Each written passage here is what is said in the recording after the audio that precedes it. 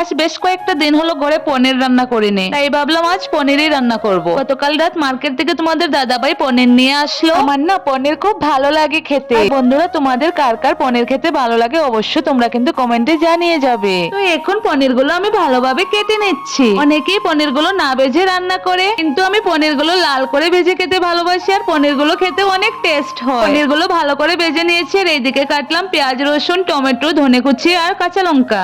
এইদিকে আমি চালটাও ধুয়ে রাখলাম। তারপর আমি কড়াইটাও চাপিয়ে দিলাম। তারপর আমার এইদিকে কড়াইটি গরম হতে হতেও আমি দিয়ে দিলাম ময়ূর কাচ্চিঘানি মাস্টার্ড অয়েল। তারপর দিয়ে দিলাম পাঁচফোড়ন, দেন একটুখানি পেঁয়াজ কুচি দিয়ে দিলাম। তারপর আদা রসুন দিয়ে নাড়িয়ে চাড়িয়ে কাঁচা লঙ্কা, টমেটো কুচি দিয়ে দিলাম। সবগুলো উপকরণ ভাজা হয়ে গেলে একটুখানি জল দিয়ে দেবো আমি। আর হ্যাঁ, আমি কিন্তু এখানে নুন, হলুদ, মরিচ, জিরে গুঁড়ো দিয়ে দিয়েছি। যাই হোক, গত কয়েকটা সপ্তাহ থেকে আমি তোমাদের কাছ থেকে অনেক অনেক ভালোবাসা পাচ্ছি, আর সেটাই আমার কাছে অনেক। আর এই দেখো, তোমাদের সাথে কথা বলে বলে কখন আমার রান্না অনেকটা এগিয়ে গিয়েছে। তো মশলাগুলো আমি ভালো করে ভেজে নিয়ে আমি আলুটা এর মধ্যে দিয়ে দিলাম। দেখো, আমি রান্না বান্না খুব সাধারণ ভাবে করি, যেমন তোমরা তোমাদের বাড়িতে রান্না বান্না করো ঠিক তেমনই করি। বেশি কিছু মশলা আমিও দেই না। তোমরা হয়তো অনেকেই ভাবছো যে এত লাল লাল করে রান্না করেছে, আবার বলছে বেশি মশলা দেয় না। তোমরা তো দেখলে আমি টমেটো কুচি দিয়েছি, এই টমেটোটা দেওয়ার কারণে আরো একটু বেশি লাল হয়েছে। তো এইবারে আমি ভাজা করে রাখা পনির গুলো দিয়ে দেবো। আর পনির গুলো দেওয়ার পর খুব একটা জোরে জোরে লাড়ানো যাবে না, না হলে পনির গুলো ভেঙে যাবে। আর আমি জানো, যা রান্না জানে সব ইউটিউব দেখে দেখে শিখেছি, কারণ আমি রান্না বান্না সব বিয়ের পরেই শিখেছি। বিয়ের আগে আমি কিছুই করতে জানতাম না। আর জানো তো, আমার মা সবসময় আমাকে বলতো রান্না বান্নার কি আছে, রান্না বান্নার দিকে ধ্যান না দিয়ে তুই ফিউচার দিকে ধ্যান দে, রান্না বান্নার সময় আসলে এমনি শিখে যাবে। আর সত্যি, আমি আমার মায়ের জন্য আমি আমার জীবনে অনেক কিছু করতে পেরেছি। এখন হয়তো তোমরা আমাকে হাউসওয়াইফ দেখছো, কিন্তু বিয়ের আগে আমার জীবনটা পুরো উল্টো ছিল।